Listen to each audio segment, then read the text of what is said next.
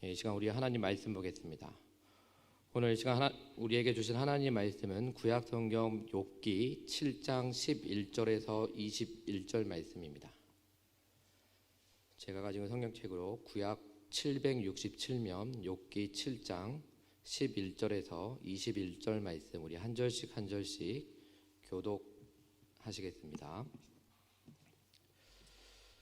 그런즉 내가 내 입을 금하지 아니하고 내 영혼의 아픔 때문에 말하며 내 마음의 괴로움 때문에 불평하리이다.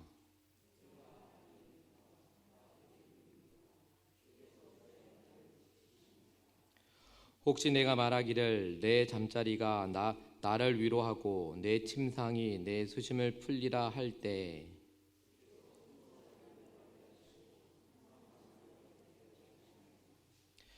이러므로 내 마음이 뼈를 깎는 고통을 겪느니 차라리 숨이 막히는 것과 죽는 것을 택하리이다.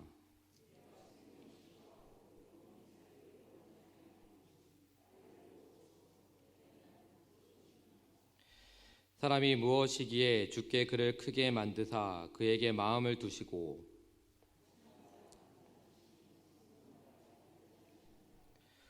주께서 내게서 눈을 돌이키지 아니하시며 내가 침을 삼킬 동안도 나를 놓지 아니하시기를 어느 때까지 하시리이까.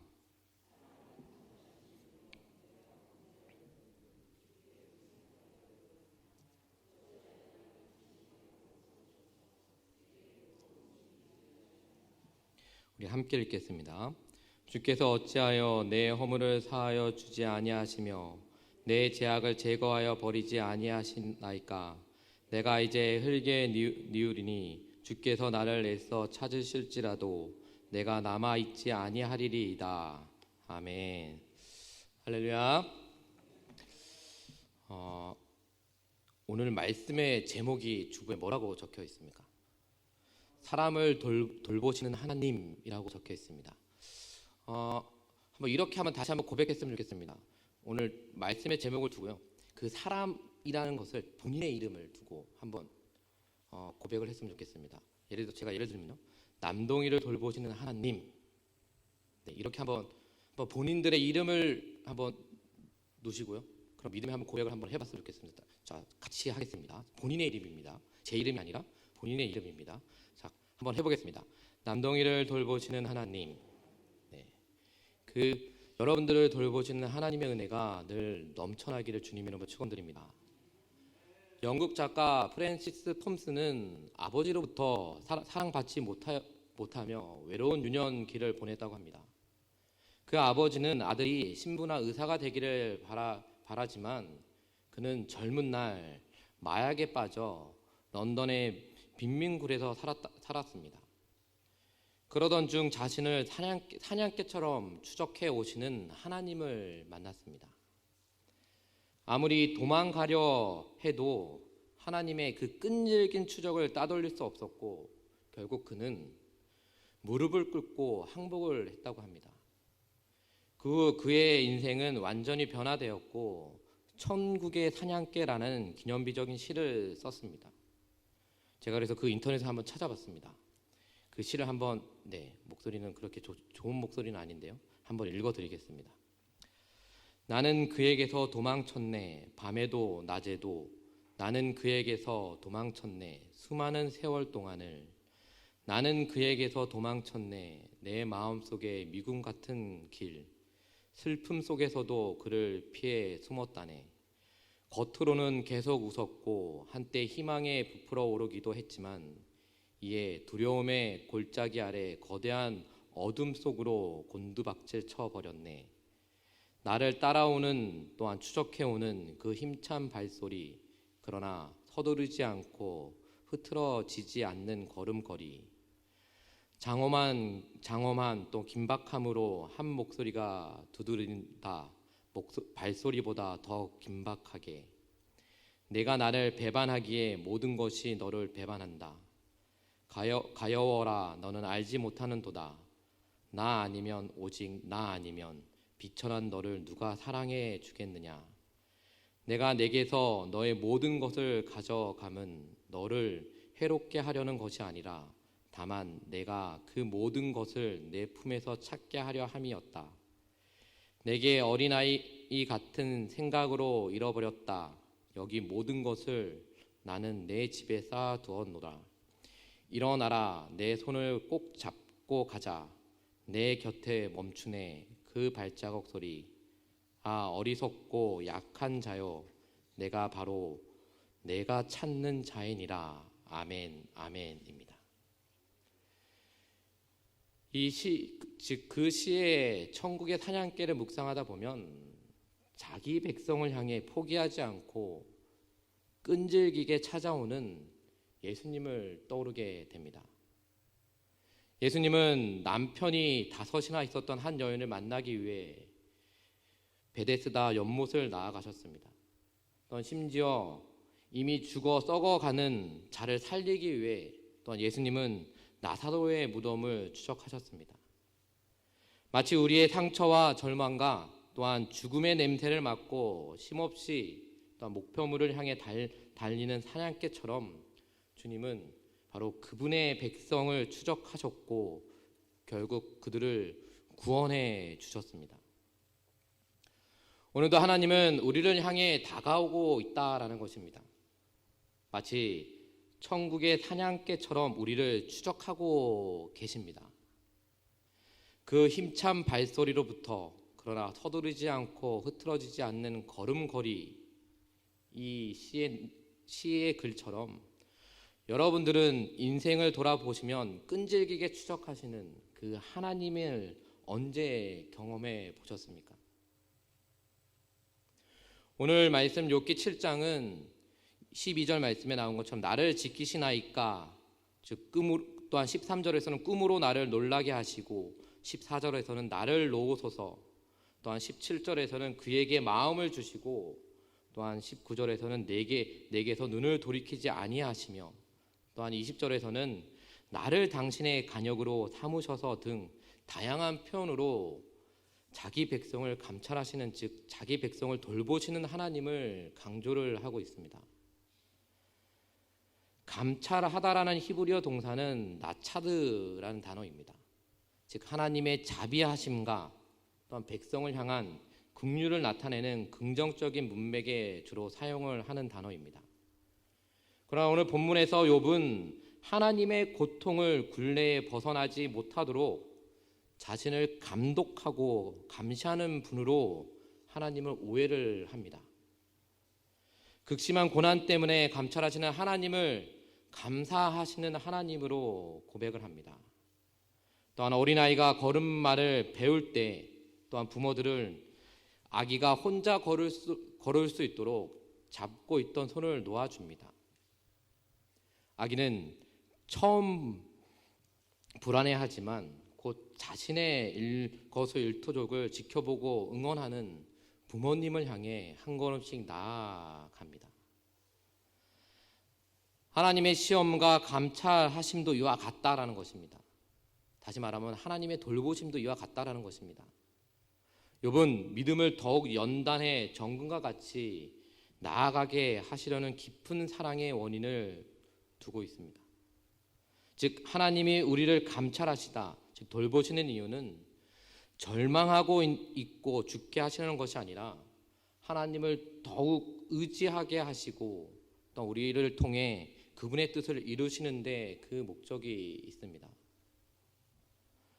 욥의 탄식은 바로 하나님이 극심한 고통을 당하는 자를 마음에 두시고 또 구원의 간역으로 향하게 하시며 또한 꿈을 통해 소망을 주시며 또한 눈동자처럼 감찰하시며 돌보시는 그 사랑으로 구원하시는 분임을 증거하고 있는 것입니다.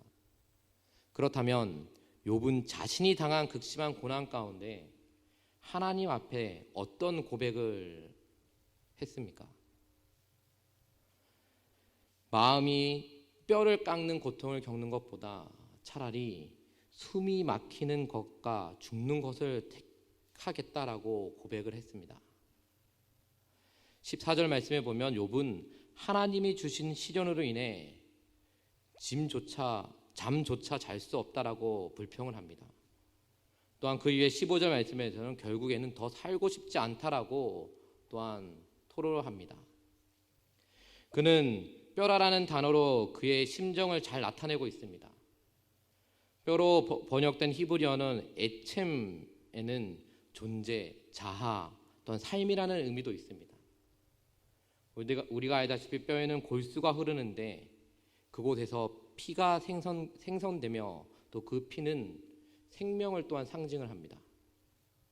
따라서 뼈를 깎는 고통은 생명의 존재가 사라지고 삶이 끊어지는 바로 죽음이 고통을 대변합니다.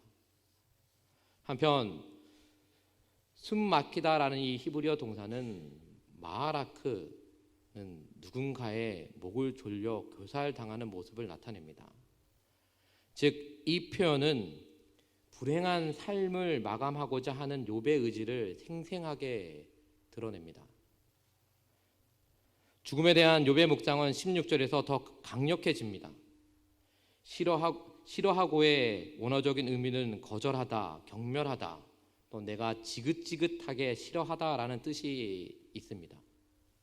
또한 이어지는 영원히 살기를 원하지 아니하오니라는 표현은 자신이 바로 이 땅에서 영원히 살 수 없는 존재임을 토로하며 죽음에 대한 강한 열망을 드러냅니다.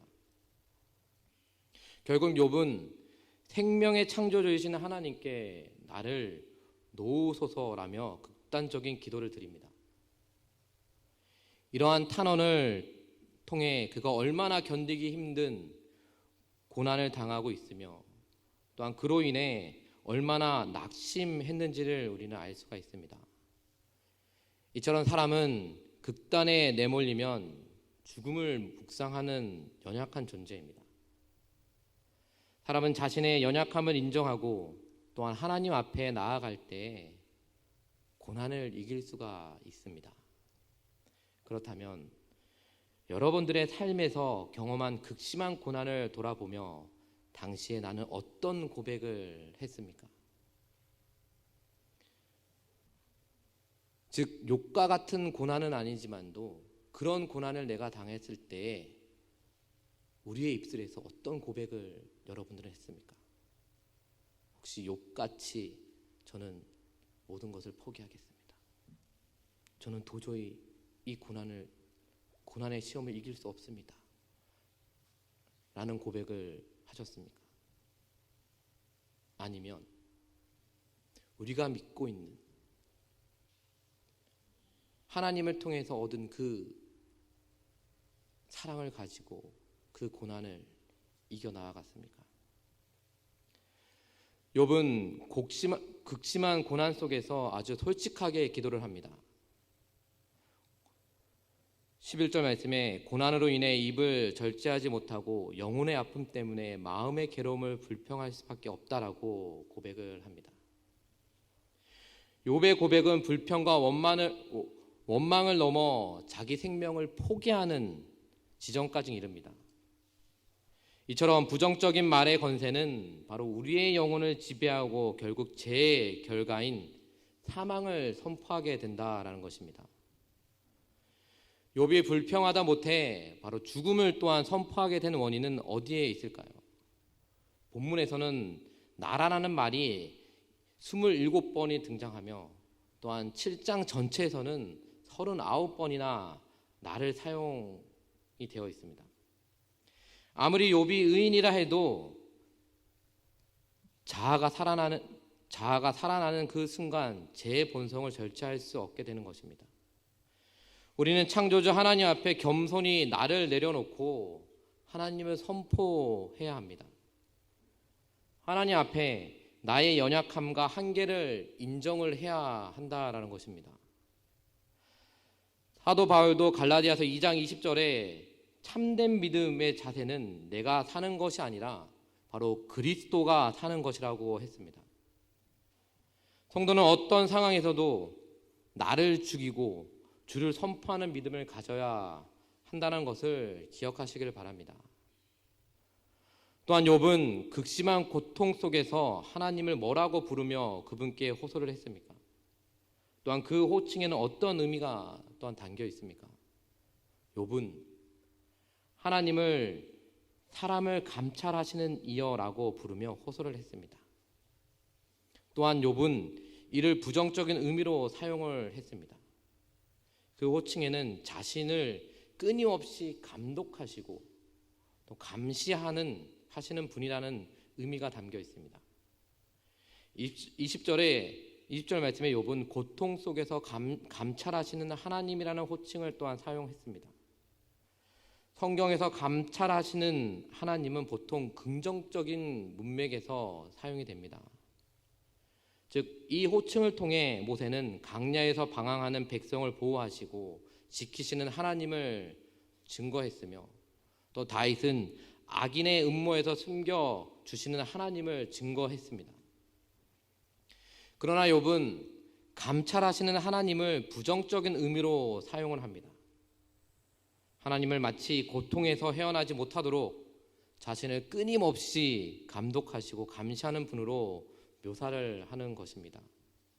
심지어 20절에서는 욥은 하나님이 자신을 하살의 간역으로 삼으셨다라고 호소를 합니다. 간역에 해당하는 히브리어는 미프가입니다. 즉 방패, 표적, 장애물, 걸림돌 등의 의미가 있습니다. 즉 하나님을 마치 궁사와 간역을 향해 활을 쏘며, 또한 군사들이 적진에 도달하기 위해 넘어야 하는 걸림돌을 제거하듯이 자신을 향해 끊임없이 공격하시는 분으로 묘사를 한 것입니다.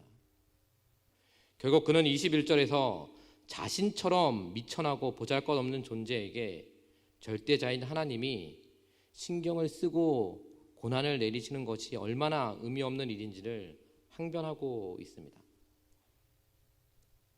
그러나 그러한 욥의 항변 속에는 절망 가운데 자포자기한 자신을 감찰하셔서 속히 구원을 베풀어 주시기를 요청하는 간절한 기도가 담겨 있습니다.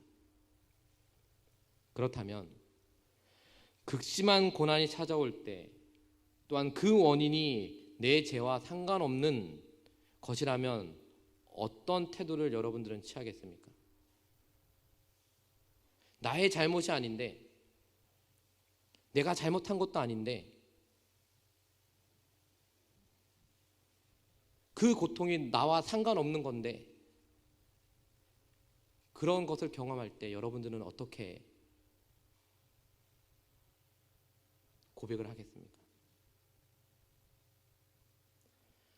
하나님의 백성이라 할지라도 누구나 극심한 고난 가운데 있으면 절망하고 또한 포기하려는 마음이 들 수가 있습니다. 고난이라는 현실이 너무나 커서 바로 구원의 하나님을 바라볼 수 없기 때문입니다. 그럴 때는 우리는 하나님이 왜 이렇게 나를 괴롭히실까 하고 원망하고 또한 불평하기도 합니다. 그러나 하나님이 고난을 주시는 것은 우리를 괴롭히기 위해서가 결코 아닙니다. 하나님은 매 순간 우리를 성실히 감찰하시며, 즉 돌봐주시고 지켜주시고 있다라는 것입니다. 그리고 고난을 통해 바로 하나님의 뜻을 우리에게 계시하시고 있습니다. 고난이 우리의 죄로 인한 것이라면 우리가 죄를 깨닫고 우리의 믿음을 연단시키거나 시험하시기 위한 선한 목적인 것입니다. 따라서 극심한 고난 속에 있다면 하나님의 뜻을 발견하기 위해 예배와 기도의 자리로 더 나아가야 합니다. 그러면 욥의 고백처럼 귀로만 들었던 하나님을 눈으로 보고 만나는 은혜를 경험할 수 있다라는 것입니다. 우리의 고난 가운데 하나님은 가만히 있지 않으십니다. 늘 우리에게 더 큰 축복의 은혜와 또 하나님을 만나는 은혜를 주시기 위해 우리에게 고난을 주고 있다라는 것입니다. 하나님이 주신 고난을 통해 하나님을 원망과 불평하지 마시고 더 하나님께 가까이 나아가는 주의 백성들이 되시기를 주님의 이름으로 축원드립니다. 그러기 위해서는 우리는 끊임없이 예배의 자리, 기도의 자리, 말씀을 사모하는 그 자리에서 우리 나아가야 하는 것입니다. 내가 고난받아서 하나님이 나를 싫어하고 계셔. 어린아이처럼 나 교회 안 나갈 거야. 교회 가기 싫어. 그런 마음이 아니라 늘 예배의 자리와 기도의 자리를 더욱더 사모함을 통해 하나님이 주시는 그 고난이 그냥 고난으로 끝나는 것이 아니라 하나님의 은혜의 자리가 될 수 있다는 것을 여러분들이 기억하셔야 됩니다. 우리는 늘 말씀을 통해서 깨닫습니다. 하나님이 주신 고난은 그냥 고난으로 끝나는 것이 아니라 그 고난을 통해서 하나님이 나를 돌봐주시고 있다는 것을 우리는 깨닫습니다. 그 깨달음을 가지고 우리는 다시 한번 하나님 앞에 나아가야 되는데 우리는 그러지 못합니다. 그 이유가 무엇일까요? 믿음이 약해서요? 신앙의 연륜이 적어서요? 그건 아닙니다. 그 이유는 내 안에 욕심이 많기 때문입니다. 어떤 욕심이요? 하나님이 원하시는 욕심이 아니라 내 자신이 원하는 욕심이 많기 때문입니다. 그 욕심 때문에 늘 하나님은 여러분들을 돌보시고 나를 돌봐주시고 있는데 그거를 깨닫지를 못합니다. 우리는 그 욕심을 버리고 하나님이 나를 돌봐주시고 있다는 것을, 또한 그 돌보시는 하나님이 나에게 은혜를 넘치도록 주고 있다는 것을 여러분들이 기억하시길 바랍니다. 즉 그 은혜의 자리, 예배의 자리, 기도의 자리, 말씀을 듣는 그 자리를 사모하며 나아갈 때 우리는 다시금 욥이 그 고난을 통해서 하나님 앞에 원망하며 나아갔지만도, 그러나 우리는 욥처럼 그런 원망과 불평이 아니라 하나님 앞에 감사와 영광을 올려드리며 나아가는 그런 우리는 서산중앙성교회 성도님이 되시길 바랍니다. 이제 올 한 해도 회기 연도는 이제 2주 정도 남았습니다. 올 한 해도 2022년도도 얼마 남지 않았습니다. 올 한 해를 돌아봤을 때 내가 욥이 고백했던 것처럼 그런 원망과 불평의 고백이 더 많았는지, 아니면 나를 보호해 주시고 나를 감찰해 주시는 그 하나님의 이름을 높여드리고 감사하는 그런 표현을 많이 했는지 여러분들 스스로 한번 점검해 보시길 바랍니다. 그 믿음을 통해서 우리는 다시금 하나님의 참된 백성으로 나아감을 통해 하나님이 늘 나와 함께하고 있다는 그 은혜를 가지고 승리하며 나아가는 저와 여러분 되시기를 주님의 이름으로 축원드립니다. 우리 찬양 부르시고 함께 기도하도록 하겠습니다.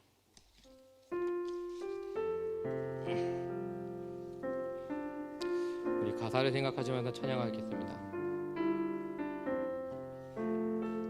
내 영혼의 은총 입어, 내 영혼의 은총 입어, 중한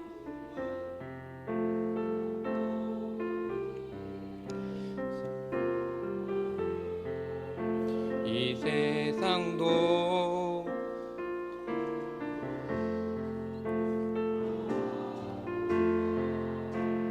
할렐루야 찬양, 내 모든 죄 사함 받고 주 예수와 동행하니 그 하늘나라 4절입니다. 높은 산이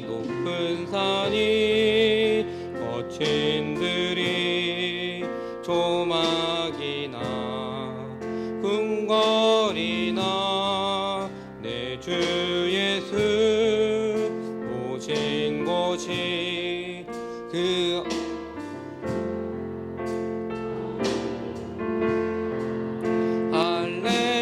할렐루야 찬양하세 내 모든 죄 사함받고 주 예수와 동행하니 그 어디나 하늘나라.